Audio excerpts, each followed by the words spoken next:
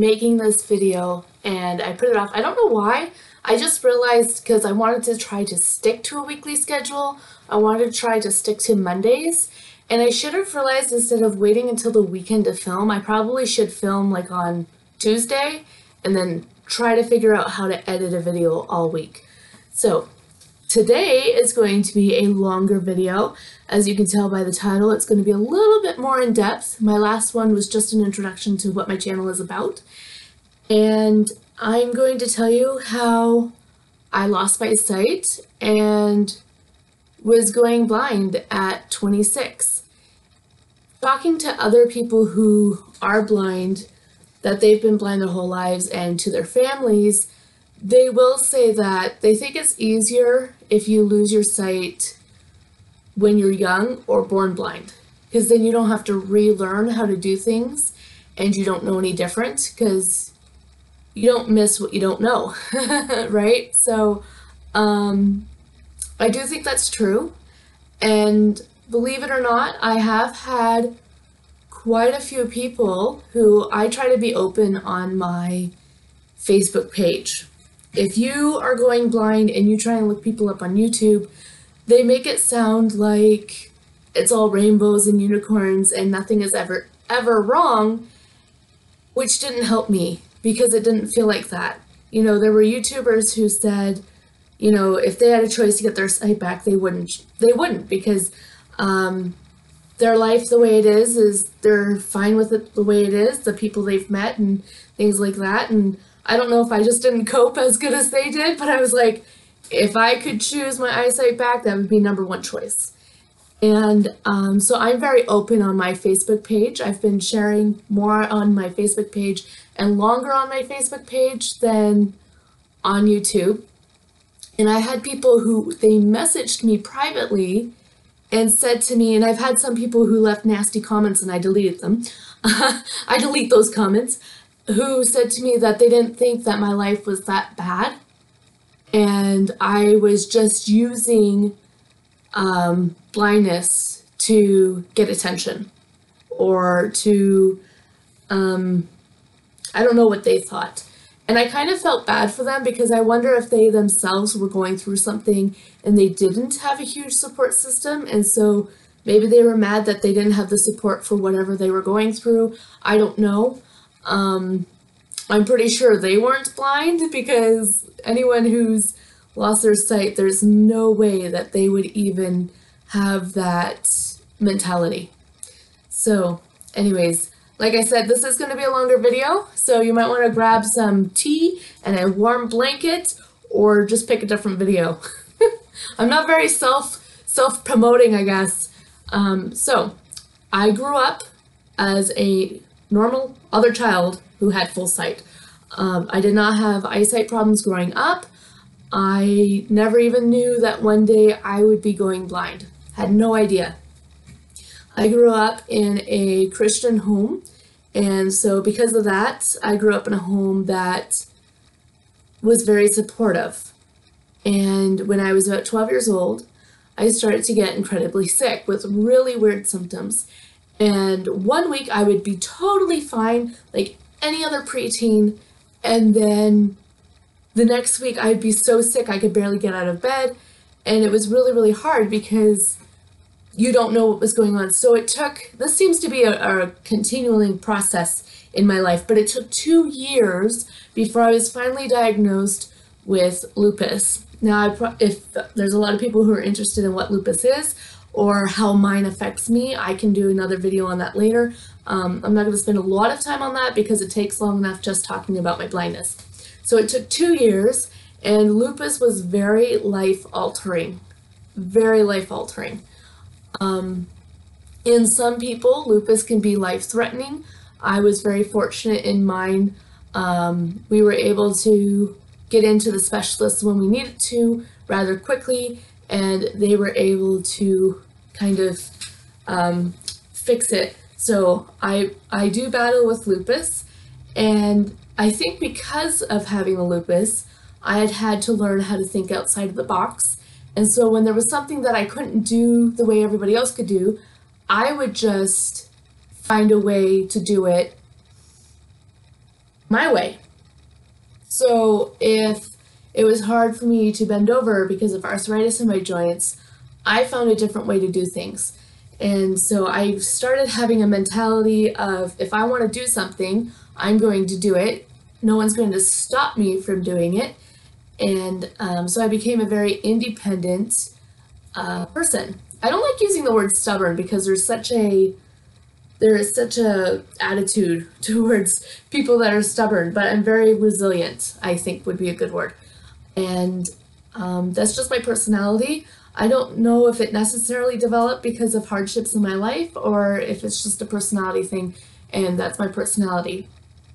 So I lived with lupus for X amount of years from the time I was 14 till now I'm 27, and I've learned how to control it and to keep it in remission. I learned how to recognize signs from my body that I'm pushing myself too hard, or in my case, I'm severely allergic to the sun, so I know if I'm in the sun for too long. And there's some really cool clothing items that are actually UV proof. Just for those who didn't know that, it was a huge help in my life.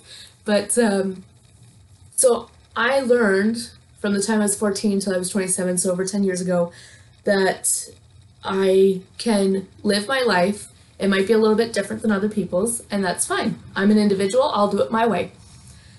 So about, let's see, I'm 27, 4 or 5 years ago, it was actually the same year we moved. We were living in the same area in Ontario. We were living in Eudora, Ontario. If you look that up, you'll find that it is in the middle of nowhere, in the country. I enjoy living in the country, and when we moved here, shortly after moving here, my piano teacher, oh yes, up until that point I was greatly involved in music. I was working on my intermediate ARCTs when I started losing a lot of my sight really quickly. And so I've been asked some strange questions on my last YouTube video where someone said, can you read? Do you know what reading, or do you even know what reading is? Yes, I can. Up until I went blind, I read normal text, different things like that. It was fine. Okay, so I was involved with music, but my piano teacher noticed that I kept having to sit closer to the music to try and see the music, and so we went to the eye doctor, and she said to me, she goes, well, I can tell you need reading glasses, but I can't find a physical problem in your eyes, but I would like to send you to an ophthalmologist. All these words can be very confusing. So I went to the optometrist, and then I had to go to the ophthalmologist. And when we went there, he said that there was an abnormality behind my left eye. It wasn't necessarily a bad thing. It just looks different behind the eye than everybody else's eye. Now, looking at my eyes, if I get really weird and come up close to the camera, where's the camera? Sorry, I have to touch the camera so I know where it is. Now, I'm going to keep my hand there so I can try and look at the pen. So, if you look at my eyes, you'll see that they look like anybody else's. Okay, there is no disfiguration, discoloration. It looks like anybody's eyes. So my eyes don't look blind on the front, but behind the left eye, it was abnormal. And so he said to me, you may lose some long distance sight over time. So I was like, okay. And so my mom always comes to all my appointments. She's one of my biggest supporters. And she was in the appointment. And so we thought, okay, that means I can't see miles away. So slowly over the next 4 years, yes, I was like 20, 21 when that happened. So slowly over the next 4 years, I don't really have health insurance. So I probably should have went to the optometrist more in those 4 years than I did, and I didn't. But I started losing that distance, like he said. I started losing that distance, and so my family, we'd be riding in the car, and someone would be like, do you see that horse in that field? And I'd be like, how do you see that far? Like, I don't even see it, you know? And I didn't think anything of it because it was very, very slow, very gradual. So I didn't necessarily notice that I was losing my sight and going blind. However, when I started my, I think it was grade 3 music history, I never enjoyed those courses. I always found like any kind of history incredibly boring. And the only time I found it really fun for music history class was when we listened to the music. That was the only part that I liked. But anyways, I had to go. We didn't have internet at the house. Not because we're like a weird religious, just because we didn't really have the finances to have internet at the house, so we just didn't bother having an extra bill. So I went to the library to do the homework that I had to do, listen to stuff online. And coming back, coming back or going to? Going to, sorry. Going to the library, because I would walk, I almost got hit by a car. And I realized then I didn't even see it. I didn't even see that the car was coming down. It was coming down a hill, okay?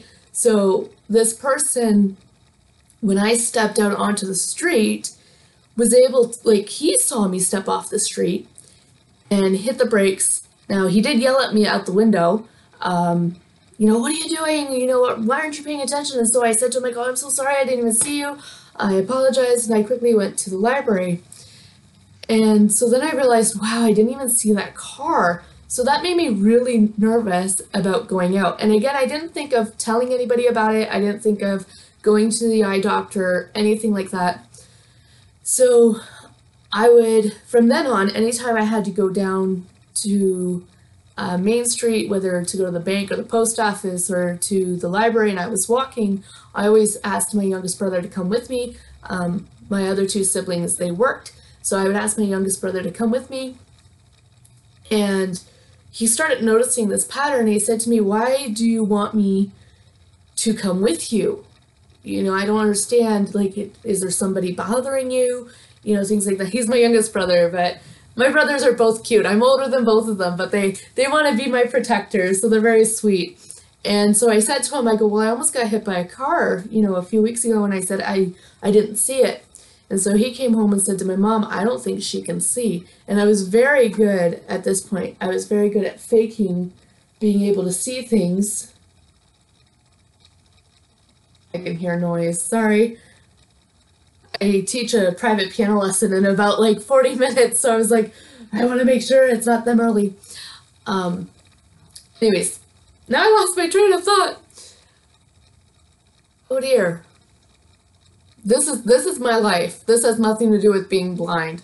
I get distracted very easily. So anyways, my brother had noticed, told my mother, oh yes, I was very good at faking that I could see. Now, always growing up, I was very clumsy. So when I would bump into things or run into door jambs or run into the ends of tables and things like that, my family just assumed that it was just my clumsiness. And now I was very lucky because my mom, she worked for a lady who had been going blind. Now this was back before she was even married and had kids. And she knew what the CNIB was. And so here's a shout out to CNIB. I'm not sponsored. I'm not even sure if they want to be affiliated with me or not, but CNIB is amazing. If you have vision problems, if you have any kind of, you're losing sight, talk to your family doctor, ask for a recommendation to see the CNIB. They come out doing an assessment. They'll do an assessment of your sight, what you can and cannot see, and they will help you learn how to live independently in your home.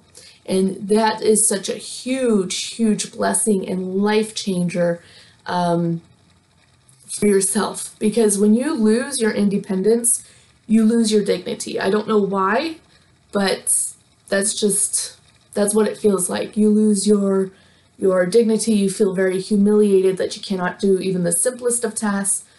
And, people become less active in their life. So anyways, my mom called up the CNIB and she made an appointment to go back to my ophthalmologist. Well, optometrist first. We went to my optometrist, and I'm never going back to that office again because I do have they have a fancy name for it, but it's basically just muscle spasms in my eyes. So my eyes will constantly focus and unfocus constantly.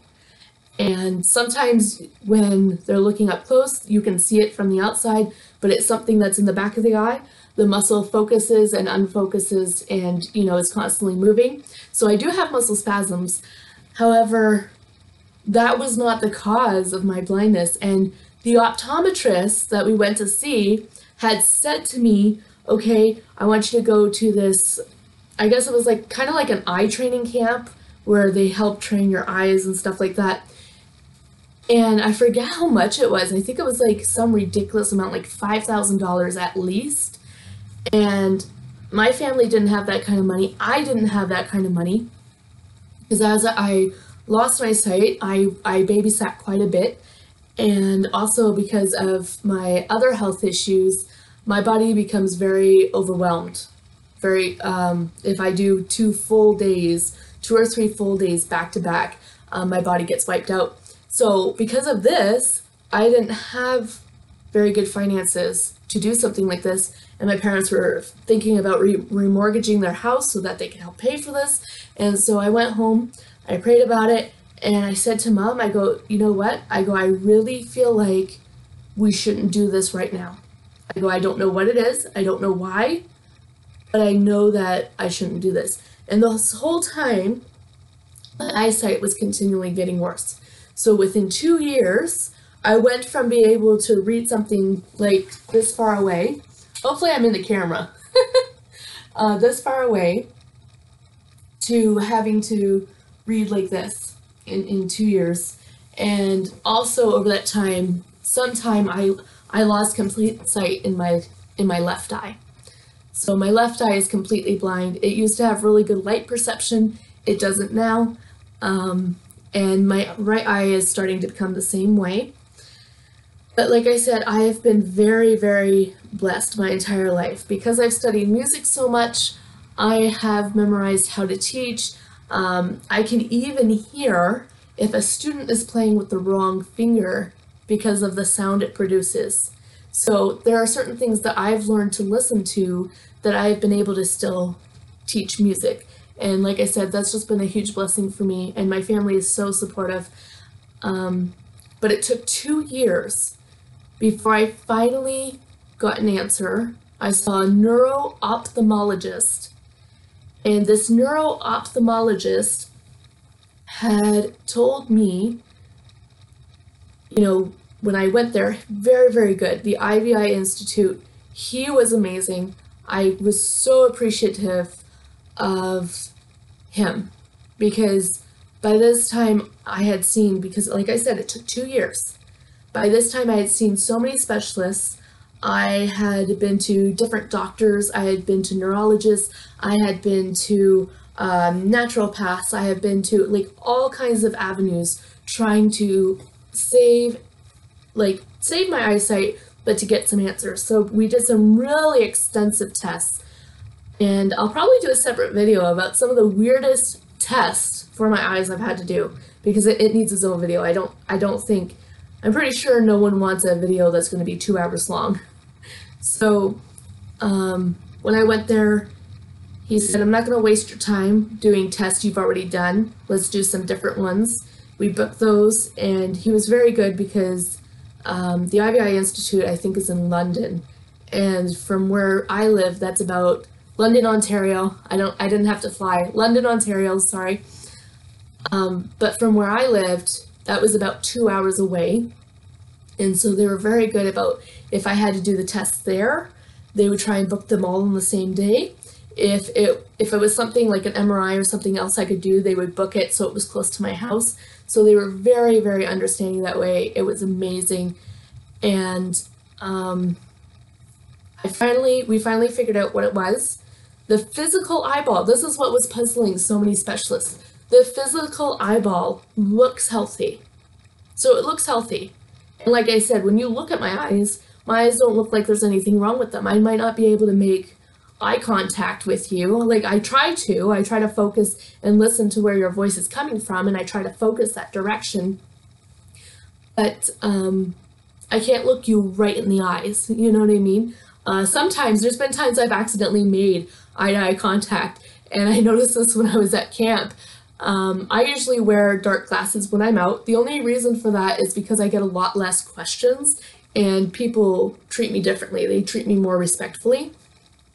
So anyways, I sometimes would make contact, like eye contact, and the person would be like, wow, that's freaking me out. And I'm like, I'm sorry. They're like, it's so weird. But so that was what was really frustrating, was because my physical eyeball looks healthy. When they did an MRI of my brain and the parts of the brain that is the visual, there's all fancy scientific names, but I don't really remember them, okay? But the visual parts of the brain, those were healthy. So when you have something that looks healthy here and it looks healthy there, but there's something that's not working, it's like, not only is it very, very frustrating to me, but it's very puzzling in the scientific world. So finally, I got an answer. It wasn't a great answer, because like there's nothing they can do about it, because when they study it and look it up, I'm one of 13 people worldwide that have this, I don't know if you want to call it, I don't want to call it a disease, because I don't think it's a disease, but this visual phenomenon. But what it is it's a disruptance in the bilateral optic nerve. So there's a special test that they do to see if the nerve between your eye to your brain is working, and if it's healthy, if it's damaged. It's not damaged, but the visual messages that I get, so when a picture is put to my eyes, that message is not even being processed to go to the brain. It's not even being sent to the brain.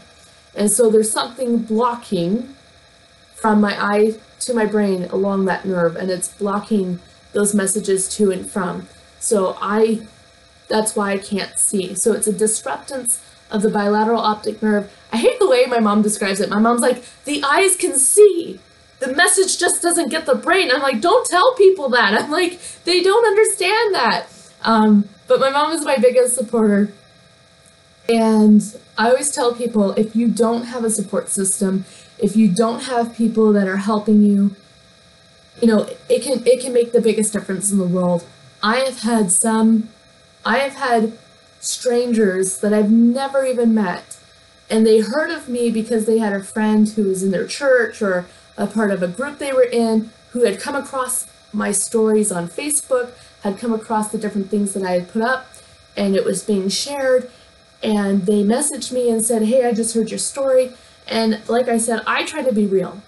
And I understand why a lot of YouTubers pretend that it's all rainbows and unicorns, because if you're always talking about what you can't do and things that frustrate you and things that are hard, you are going to get so depressed.